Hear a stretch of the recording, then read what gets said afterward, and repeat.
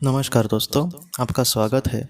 James and प्राग जी की आज हम केस देखने वाले हैं। इस केस को डिटेल में, इस कहानी को मैंने आपको पहले भी बयां किया था, लेकिन आज हम उसके सार को और उस कहानी जो हमें सीख देती है बहुत बड़ी, उसको देखेंगे दोस्तों। मैं इस कहानी के आखिर में आपको ज़रूर कहूँगा कि ये कहानी मैं आपके सामने फिर से क्यों रख रहा हूँ। ये कहानी जो है दोस्तों, वो एक इंसान की है। वो जेम्स एंड प्राग जी के पास आया था और उसने ये कहा कि वो अपने पत्नी से बहुत ही ज़्यादा प्यार करता था। उन दोनों ने लव मैरिज किया था दोस्तों, और वो अलग ही रहते थे और वो बहुत ही खुशी से अपनी ज़िंदगी बिता रहे थे। लेकिन शादी के कुछ सालों के बाद ही दोस्तों, उसकी जो पत्नी थी उसको एक जानलेवा बीमारी हो गई और वो उसको छोड़कर चली गई।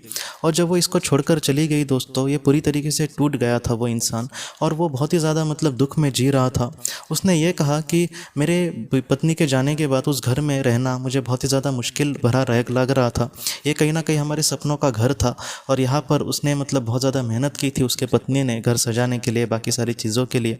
वो सच में बहुत ही ज़्यादा खुश थी मेरे साथ यहाँ पर, और आज मैं सच में घर में नहीं रहना चाहता था और मैंने बाद में तुरंत जल्दी जल्दी से करके मेरे एक दोस्त से भी मैंने हेल्प मांगी, और उसने मुझे जल्दी से एक घर भी ढूंढ कर दिया, और मैं अलग घर में अब रह रहा हूँ, क्योंकि उस पुराने घर में मुझे पॉसिबल नहीं हो रहा था रहना।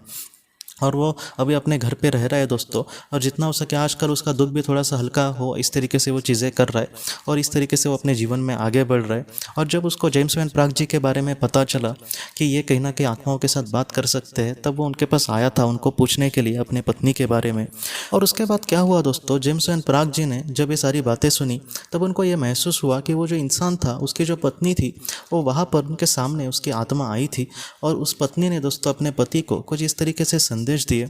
उसके पत्नी ने उसको ये कहा कि तुम्हें ज़रा भी मुझे लेकर चिंता नहीं करनी, मैं इस दुनिया में सचमुच बहुत ही खुश हूँ। तुम्हें अपने जीवन में जो भी मुझे प्यार दिया वो सच में मेरे लिए बहुत ही ज़्यादा बड़ा था, और मैंने भी जितना हो सके तुम्हारे लिए बहुत कुछ करने की कोशिश की। वो मेरे जीवन में बहुत ही खुशी के पल थे। सच में तुम मेरे जीवन में एक बहुत ही बड़े एंजल जैसे हो। और उसके पत्नी ने बाद में ये कहा कि मेरे जीवन में कुछ ऐसी चीज़ें थी जहाँ पर इन सारी चीज़ों के वजह से, जहाँ पर उसकी आत्मा का स्तर था, वहाँ पर उसको एक छोटी ज़िंदगी लेकर इस दुनिया से चले जाना, ये सारी चीज़ें महत्वपूर्ण थी। और तुम्हारी जो सोल थी उसको इस तरीके से संघर्ष करना, उसके करीबी चीज़ को खोकर, ये सारी चीज़ें इंपॉर्टेंट थी, इसलिए सारी चीज़ें हमारे साथ हुई थी।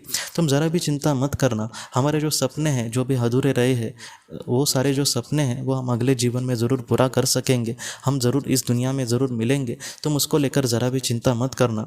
और उसके पत्नी ने दोस्तों बाद में उसको ये कहा कि मेरे उस दुनिया से जाने के बाद तुम अपने घर में रहने के लिए बहुत ही ज़्यादा टेंशन ले रहे थे, या फिर तुम बहुत ही ज़्यादा, तुम्हें मेरी याद आ रही थी उस घर में, छोटी बटे पुरानी यादें लेकर तुम बहुत ही ज़्यादा दुखी होते थे। इसलिए जब तुम्हारे मन में ये आया कि मैं अपने घर में मैं घर बदलना चाहता हूँ, मैं यहाँ पे नहीं रहना चाहता, तब उसके पत्नी ने ही उसके मन में दोस्तों ऐसे विचार डाले थे कि तुम किसी अपने करीबी दोस्त को ढूंढो। और उसके जो दोस्त था दोस्तों, जिससे इसने मदद ली थी घर बदलने के लिए, उस दोस्त के भी ये सारी जो सिचुएशन थी, जैसे दोस्त के मदद मन में ऐसे विचार डालना, या फिर वो जो घर था उनका वो जल्दी से मिलना, इन सारी चीज़ों को दोस्तों इनडायरेक्टली उसके वाइफ की सोल ने ही मदद की थी। इसलिए उसके पति ने भी यही कहा था कि एक चमत्कार जैसे वो चीज़ें अपने आप घटती गई, और उसके बाद दोस्तों उसको एक अच्छा घर मिला, और वहाँ पर वो थोड़ा सा शांति से जीने की कोशिश कर रहा है। अब धीरे धीरे वो कहीं ना कहीं उसको भुला कर जीवन में आगे बढ़ रहे।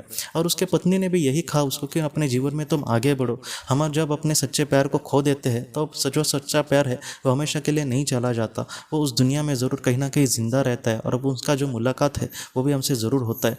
तो इस तरीके से जो इंसान है अपने जीवन में अच्छे से आगे बढ़ने की कोशिश कर रहा है। और ये जो घटना है दोस्तों, दूसरी पे एक बहुत बड़ी सीख देती है कि हमारे जीवन में कुछ ऐसे रुके हुए कुछ काम होते हैं, या फिर कुछ इंपॉर्टेंट बहुत ही ज़्यादा महत्वपूर्ण बातें होती है। ऐसी जो बातें हैं वो कभी कभी बहुत ही आसानी से पूरी हो जाती है। तो हो सकता है कि इसके पीछे जो हमारे अपने लोग हैं वो उसमें कुछ मदद कर सके। क्योंकि एक दीदी ने भी मुझे यही कहा था कि उसने भी अपने जीवन में, उसको किसी एक चीज़ की ज़रूरत थी और वो चीज़ें अच्छे से नहीं हो रही थी। और एक दिन दोस्तों उसका जो पति था वो उसके सपने में ऐसे कुछ आकर, तो उसने कुछ बोला नहीं, लेकिन उसके अगले दिन दोस्तों चमत्कार जैसे उसको किसी ने एक इंसान ने फ़ोन करके कहा कि तुम्हारा जो काम है वो बन गया है। तो इसी तरीके से उसको भी पूरा यकीन था कि उसके पति ने ही कहीं ना कहीं उसके लिए उसको मदद की होगी।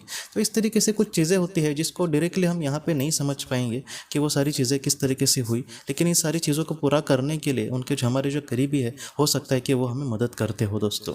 तो दोस्तों हम अपने अगली वीडियो में किसी नए विषय को लेकर मिलेंगे। तब तक आप अपना, अपने परिवार का ख्याल रखना। आपका बहुत बहुत धन्यवाद।